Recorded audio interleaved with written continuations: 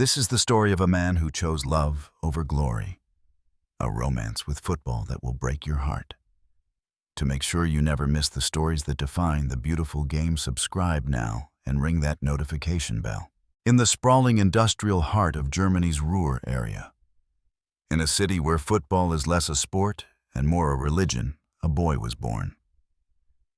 In Dortmund, where the pulse of the city beats in black and yellow, Marco Reus came into the world on the last day of May 1989. For this boy, football wasn't simply a passion he discovered. It felt more like a destiny he was born into.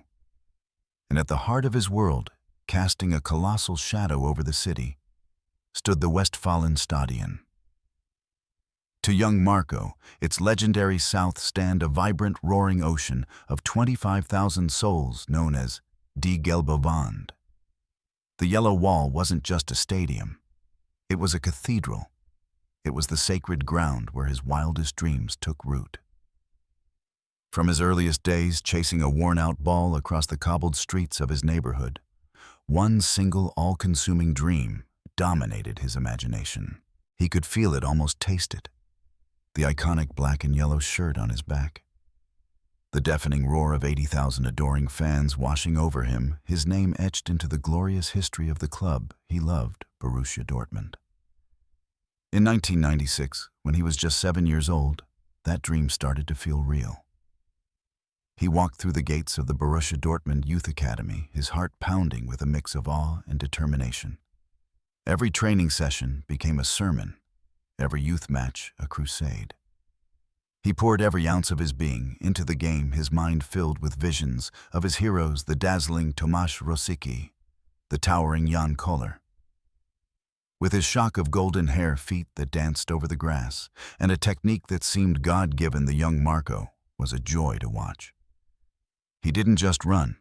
He glided the ball, a loyal companion, tethered to his boots, a permanent, hopeful smile etched on his face.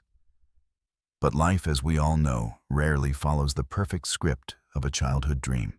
As Marco blossomed from a boy into a teenager, a shadow of doubt began to creep into the minds of the academy coaches.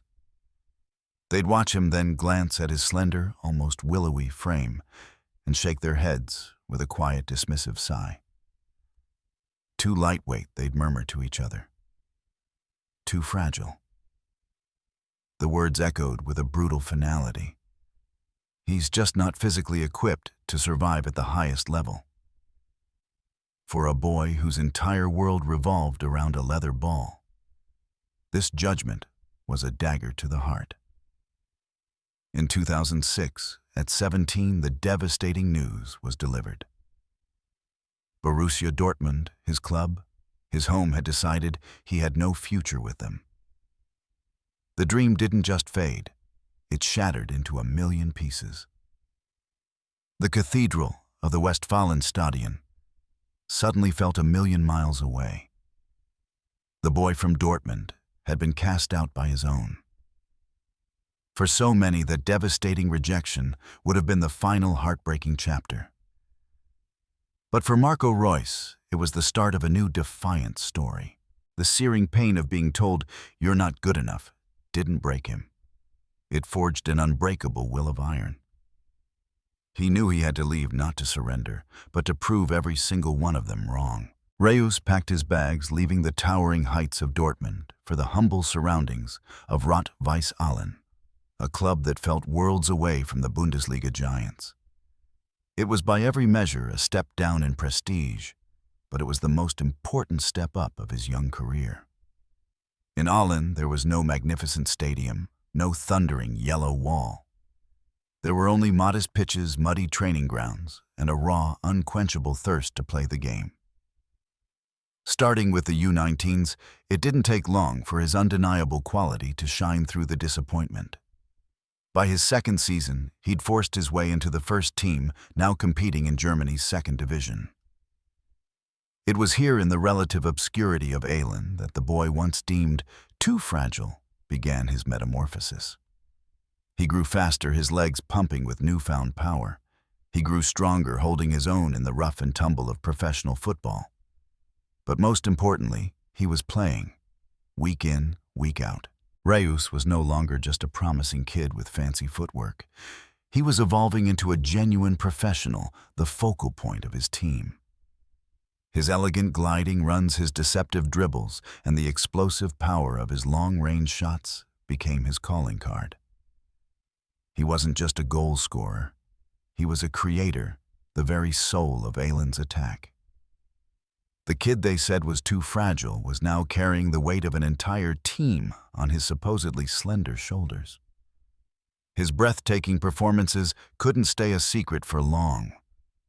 Scouts from across the country were taking notice. In the summer of 2009, Borussia Mönchengladbach, a club steeped in history, but currently rebuilding, decided to take a chance. They saw what Dortmund had missed.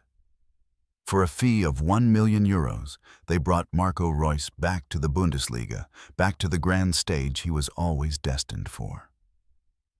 At Gladbach, under the brilliant and nurturing guidance of coach Lucien Favre, Reus didn't just play. He exploded. Favre saw him not as a finished product, but as a diamond in the rough, and he knew exactly how to polish him. He built the entire attacking philosophy of the team around Reus, granting him the creative freedom he craved. And Marco, in return, delivered magic. The 2011-2012 season became his masterpiece. Playing with an electrifying supporting cast, he was simply unstoppable. He lit up the Bundesliga, scoring a jaw-dropping 18 goals and providing 12 assists, phenomenal numbers for a player in his position. He almost single-handedly transformed Gladbach from a team nervously looking over their shoulder at relegation into genuine contenders for a Champions League place. His goals were a highlight reel of pure artistry, mesmerizing solo runs that left defenders sprawling, perfectly curled shots that nestled into the far corner of the net, and free kicks so precise they looked like they were guided by lasers. All of Germany watched in awe. He was without question the league's most exciting player. The season culminated in him being named German Footballer of the Year. A stunning validation of his talent and a testament to his relentless perseverance. Now the name Marco Reus was on the lips of every major club in Europe. Bayern Munich, the undisputed giant of German football, came calling, ready to roll out the red carpet. The biggest clubs from England and Spain were forming aligned checkbooks in hand.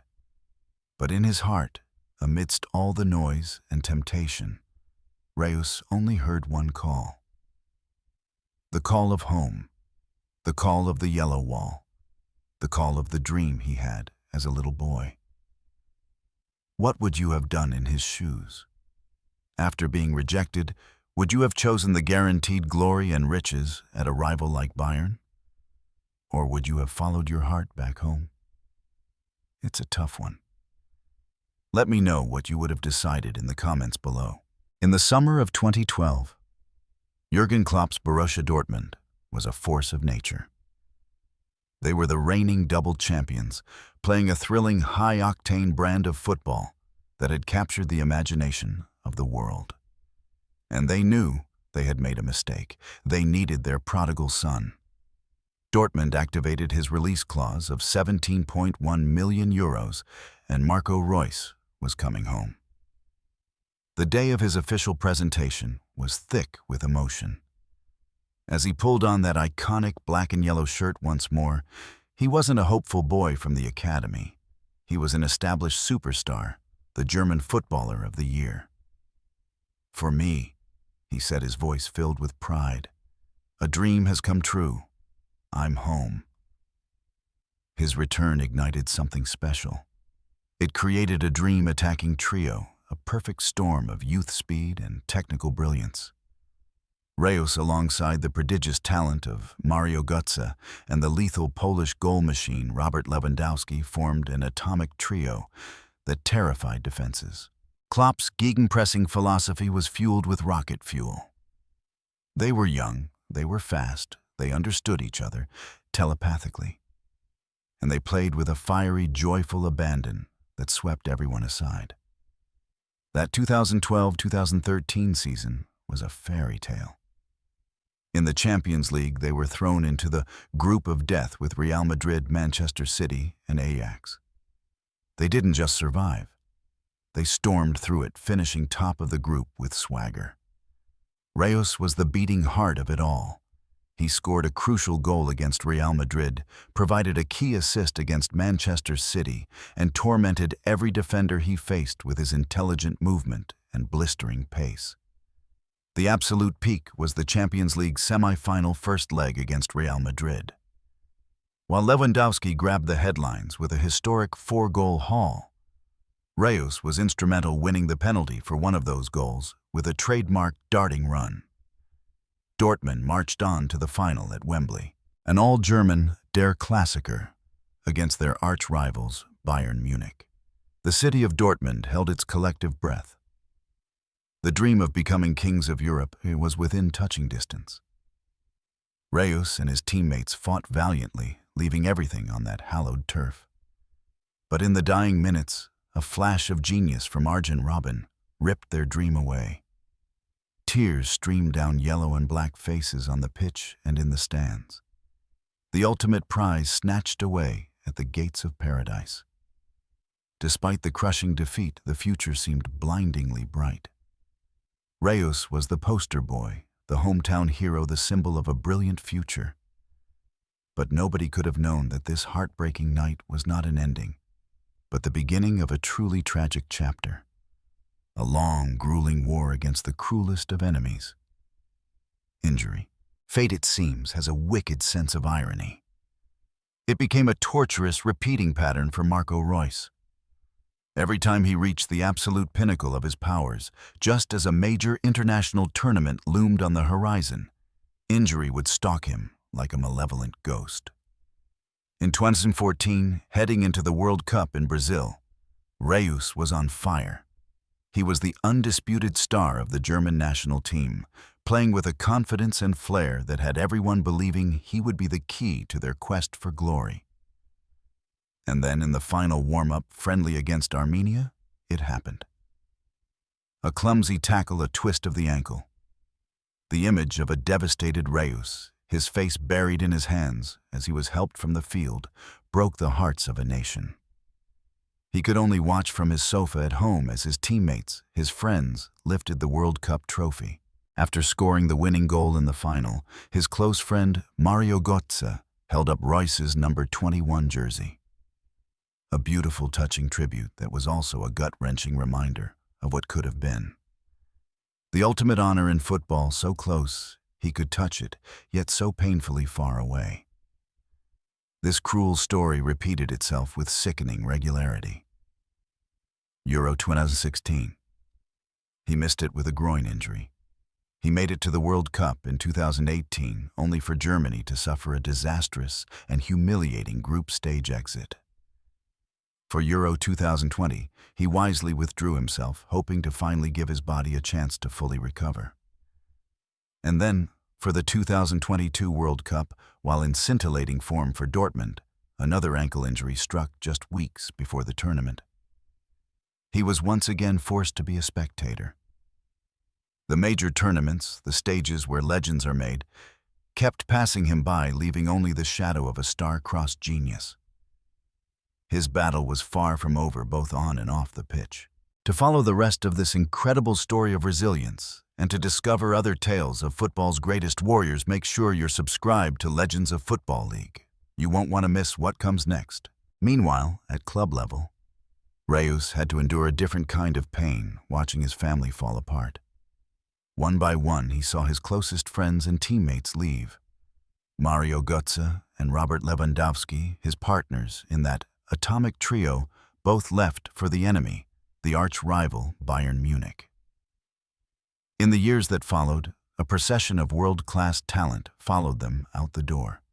Ilkay Gundogan, Ousmane Dembélé, Pierre-Emerick Aubameyang, Jadon Sancho, Erling Haaland. Dortmund became a stepping stone for superstars, and Reus became the man who always stayed behind. He stayed not for a lack of options. The biggest clubs in the world, Real Madrid and Barcelona included, came knocking time and again. They offered him blank checks, mountains of cash, and the near-guaranteed promise of winning the most coveted trophies in football. But every single time, Reus politely refused. He chose Dortmund. He chose the Yellow Wall. He chose home. He signed contract extensions when the club was at its lowest, sending a powerful message of unwavering love and loyalty. Money, he once famously said, isn't everything. The feeling of playing for the club you love in front of the best fans in the world, that's something money can never buy. If his loyalty inspires you, share this story with a friend who understands what it truly means to love a club. That loyalty transformed him from a superstar into an immortal icon in the hearts of the Dortmund faithful. He was handed the captain's armband, becoming the undisputed leader, the very soul of the team. Whenever he was fit, his presence on the pitch was a beacon of hope. His goals, his assists, his sheer class remained world-class. He captained the side to 2 German Cup victories in 2017 and 2021. They weren't the Bundesliga shield or the big-eared Champions League trophy he so desperately craved. But they were cherished moments of pure joy, hard-earned rewards for his incredible perseverance. As the years went by, Reus evolved. The explosive winger with blistering pace gave way to a wise, experienced captain. The terrifying bursts of speed were less frequent, but his footballing brain, his tactical intelligence, and his gift for playing a killer pass were sharper than ever. He became a mentor, a role model for the next generation of talent like Jude Bellingham and Youssoufa Moukoko. Then came the 2022-2023 season. After a decade of Bayern dominance, Dortmund found themselves on the brink of glory. They needed just one win at home on the final day of the season to be crowned Bundesliga champions. The entire city was buzzing, ready for a party years in the making. But fate once again had a cruel twist in store. In a match filled with unbearable tension, Dortmund, with Reus leading them, just couldn't find a way. They missed chance after chance, held to a devastating draw by Mainz 05. At the same time, miles away, Bayern Munich scored a last-minute winner to snatch the title from their grasp. The image of Marco Reus collapsing to the turf, his face a mask of hollow disbelief, is one of the most heartbreaking in modern football history. The dream once again had died at the final hurdle. In the 2023-2024 season, Reus announced it would be his last. A 12-year love affair was coming to an end. Though no longer a guaranteed starter, he remained a vital part of the team. And then, as if scripted by destiny, Dortmund embarked on a magical, improbable run in the Champions League. Against all odds, they battled past giants like PSG and Atletico Madrid to reach the final. At Wembley, exactly 11 years after his first heartbreak on that very ground. The opponent was Real Madrid, the undisputed kings of the competition. This was it. The final chapter. One last chance for Marco Reus to write the fairy tale ending his story so richly deserved. He was brought on as a substitute in the second half, a city's hopes resting on his shoulders. But Real Madrid were just too clinical, too composed. They scored 2 goals, extinguishing the dream with ruthless efficiency. The final whistle blew. Marco Reus stood alone in the center of the Wembley pitch, his hands on his hips, simply applauding the thousands of heartbroken fans who had followed him to London. There were no tears this time. Just a profound, quiet sadness and a deep sense of acceptance. He would never lift the biggest titles he yearned for. His love song with Dortmund was a beautiful, breathtaking, unfinished symphony. Marco Reus leaves Dortmund without a Bundesliga or a Champions League medal in his pocket. But his legacy is infinitely greater than any trophy. He is a shining symbol of loyalty in an age where it has become a commodity. He is a testament to extraordinary resilience, a man who got up every single time he was knocked down. He is der Junge aus Dortmund, the boy from Dortmund, who was told he wasn't good enough, who left to prove himself, and who returned to give the best years of his life to his one true love. The story of Marco Reus might not have the perfect trophy-laden ending, but it is without a doubt one of the most beautiful human and inspiring stories that modern football has ever given us. He is a legend, not for the titles he won, but for everything he represented. Love, resilience, and a loyalty that will never be forgotten. And that is where this incredible football story concludes. What a journey that was. I'm so eager to hear all of your thoughts on this one. What moment in Reus's career stands out the most to you? Did his constant struggle with fate resonate with you? Please share all your opinions, your favorite moments from his career, and any questions you have in the comments below. I absolutely love reading through them and building this incredible community of football lovers with all of you.